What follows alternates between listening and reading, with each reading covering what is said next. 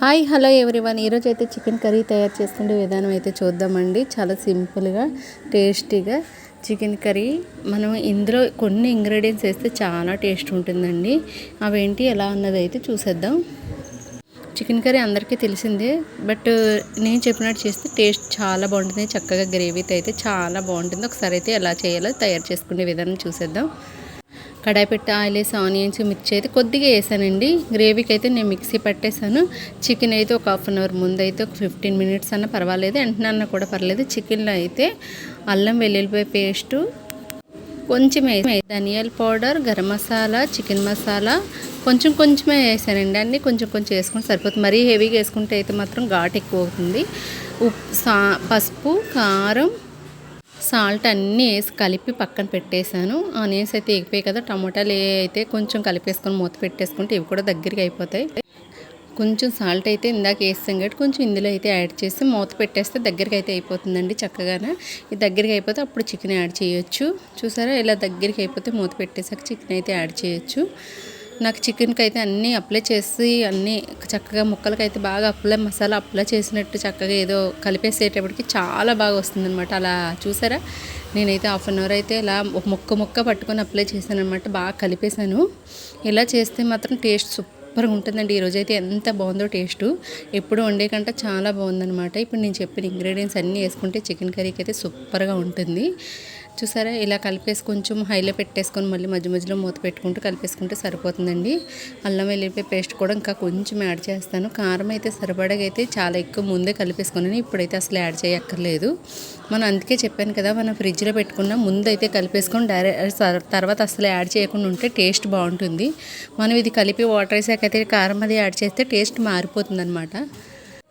నాకు ఈ non stick colour కంటే ఈ పూత కలర్ అయితే చాలా ఇష్టం. ఇందులోనే ఎప్పుడే వండినా కానీ చేస్తాను. అందుకే టేస్ట్ కూడా బాగుంటుంది.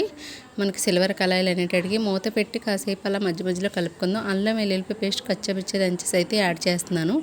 ఇలా వేస్తే వేరే టేస్ట్ వస్తుంది, మిక్సీలో వేరే టేస్ట్ వస్తుందండి. కొన్ని కర్రీస్లో అయితే మనం మిక్సీ పట్టుకుంటే ఇలా యాడ్ చేసుకుంటే సూపర్గా ఉంటుంది.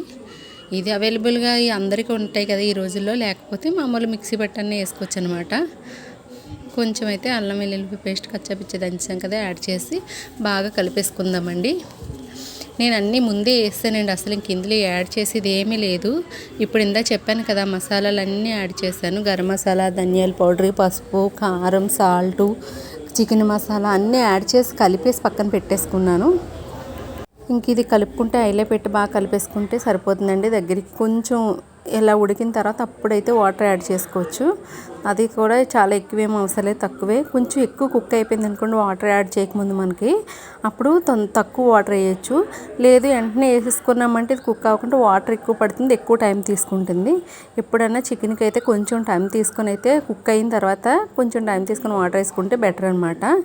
ఇలా మూత పెట్టి మధ్యలో కొంచెంగా కుక్ అవుతూ ఉంటే కలుపుకుంటుంటే వాటర్ వేయకుండానా ఇది ఇలా కుక్ అయిపోతుంది. చాలా దానికి అదే కుక్ అయిపోతుందండి. చక్కగా నీళ్ళు వేయకుండానా చికెన్ చాలా తొందరగా కుక్ అవుతుంది కదా, కాబట్టి ఇలా కుక్ అయిపోయాక వేస్తే చాలా బెటర్. నీళ్ళు ముందు వేస్తే ముక్క పచ్చిగా ఉన్నట్టు ఉంటుంది, ఎంత ఉడికినా కానీ. చికెన్ కుక్ అవ్వకుండా వేసామంటే కంగారులో మనం అలాగే చేసేస్తూ ఉంటాం కదా, అలా కాకుండా ఇలా ట్రై చేయండి ఒకసారి, చాలా బాగుంటుంది. సగం అయితే కుక్ అయిపోయింది నాకు. మధ్యలో మూత పెడుతూ కలుపుతూ అయితే పెడుతున్నాం కదా, సగం కుక్ అయిపోయింది. కొత్తిమీర కూడా కొంచెం కట్ చేసి అయితే పక్కన పెట్టేసుకుని ఈసారి అల్లం వెల్లుల్లిపాయ పేస్టు ఇందాక వేస్తాం కదా, టమోటా ఆనియన్స్ అయితే మిక్సీ పెట్టాను గ్రేవీ కోసం, అది కూడా యాడ్ చేసేసుకుందాం. అది కూడా యాడ్ చేసి ఇది కూడా కొంచెం కుక్ అవ్వకుండా వాటర్ వేయకుండా కుక్ అయ్యే వరకు హైలో పెట్టేసి అయితే బాగా కలిపేసుకోవడమే. ఇలా మధ్యలో అడుగు పెట్టకుండా చక్కగా మంచిగా కలిపేసుకుని అంటే గ్రేవీ కూడా చాలా బాగా వస్తుందండి. మనకు హోటల్లో అది తిన్నప్పుడు చాలా ఎక్కువ గ్రేవీ ఉంటుంది కదా, వాళ్ళైతే ఇలానే చేస్తారనమాట. మన గ్రేవీ కోసం అయితే ఇలానే చేయాలి. అల్లం వెల్లుల్లి పేస్ట్ కచ్చాపిచ్చి చేసాం కాబట్టి, కానీ లేకపోతే అది ఎక్కువ వేస్తే ఘాటు ఎక్కువ ఉంటుంది అనమాట. హోటల్లో అయితే ఎక్కువ వేసేస్తారు. కొంచెం వాటర్ కూడా అది వేసేసాను. మనకి దగ్గరికి అయిపోయింది కదా, గ్రేవీ వేసాక ఒక 2 నిమిషాలు అటు ఇటు ఒక 5 నిమిషాలు తిప్పాను కదా, ఇంకొచ్చి కొంచెం వాటర్ వేసాను, మూత పెట్టేస్తే అయిపోతుందండి. ఇది చూసారా, కొంచెం కొత్తిమీర అయితే ముందు వేసుకున్నామంటే ఫ్లేవర్ అయితే బాగా దిగుతుంది ముక్కలకి. లాస్ట్లో దించేటప్పుడు అయితే మళ్ళీ కొంచెం వేసుకోవచ్చు. అంతేనండి, చికెన్ కర్రీ చాలా ఈజీ ప్రాసెస్తో అయిపోయింది కదా. టేస్ట్ ఇలా చేస్తే బాగుంటుంది, చాలా రకాలు చేయొచ్చు, కానీ చాలా బాగుందండి ఈరోజు నాకు కూడా చికెన్ కర్రీ. ఇలా ట్రై చేసి ఒకసారి అయితే మీరు చూడండి, ఎంత బాగుంటుంది మీకు అర్థమవుతుంది. అసలు మళ్ళీ మళ్ళీ తినాలనిపిస్తే ఇలా వండుకొని, అంత బాగుంది అయితే నాకు చికెన్ కర్రీ ఈరోజు అయితే మాత్రం. నచ్చితే లైక్ చేయండి, కొత్తగా ఎవరైనా వస్తే సబ్స్క్రైబ్ చేసి ఛానల్కి అయితే సపోర్ట్ చేయండి, కామెంట్ చేయండి మీకు ఎలా కుదిరిందో చికెన్ వండుకొని. Okay friends, bye bye.